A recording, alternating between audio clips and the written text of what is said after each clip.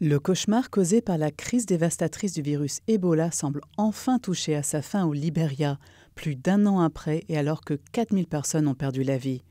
Le nombre de cas confirmés d'Ebola est en diminution constante et la panique nationale semble avoir disparu. C'est ce qu'a affirmé Karine Landgren, la chef de la mission des Nations Unies au Libéria, la MINUL, en début de semaine.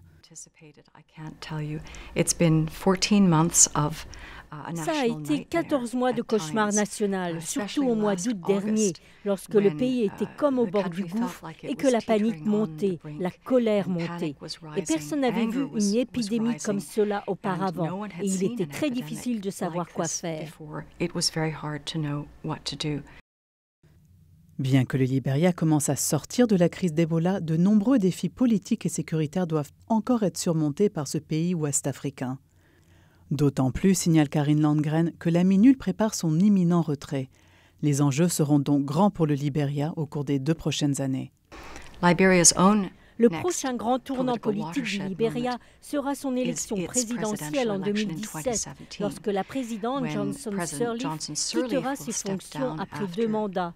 Et la priorité numéro 1 est le renforcement de son propre secteur de la sécurité afin qu'il puisse prendre en charge les responsabilités de la MINUL. Cette semaine, l'Organisation des Nations Unies a commémoré la fin de la Seconde Guerre mondiale en Europe il y a 70 ans.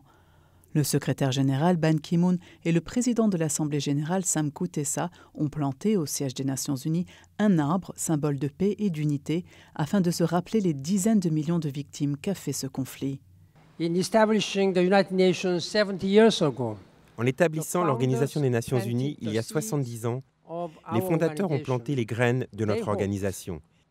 Ils espéraient soustraire la famille humaine à l'horreur et l'amener vers un avenir meilleur. Le sol, à ce moment-là, était recouvert de sang.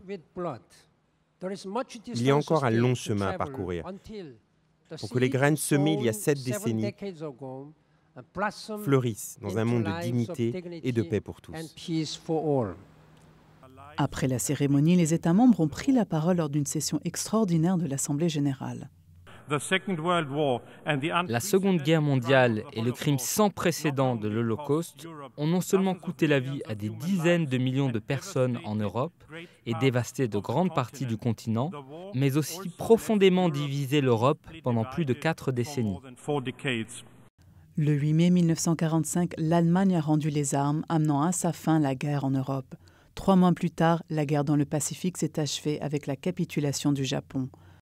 L'Organisation des Nations Unies a été fondée sur les cendres de cette guerre, la plus meurtrière de l'histoire, afin d'unir la communauté internationale dans sa quête pour la paix pour les générations à venir.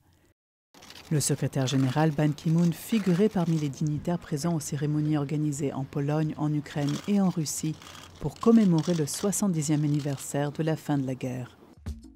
Un nouveau cycle de pourparlers visant à mettre fin au conflit en Syrie a commencé cette semaine à Genève. Mais pour l'homme qui dirige ces pourparlers, l'envoyé spécial de l'ONU pour la Syrie, Staffan de Mistura, les attentes doivent rester raisonnables.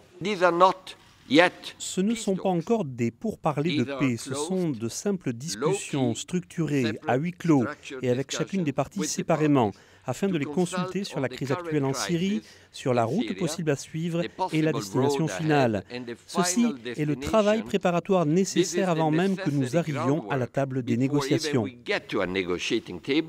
Ces réunions visent à connaître la position des différentes parties au conflit et à ouvrir la voie à des négociations de paix formelles à l'avenir. Il n'y a pas de date butoir. Ceci est un processus qui sera élargi, si nécessaire, à des acteurs supplémentaires qui pourront être consultés au fur et à mesure que nous avançons. À la fin juin, c'est notre plan, nous allons évaluer les progrès accomplis et décider des étapes suivantes. Et il est possible que ces consultations se poursuivront au-delà de cette date. Le conflit en Syrie, qui est entré dans sa 5e année, a fait plus de 220 000 victimes.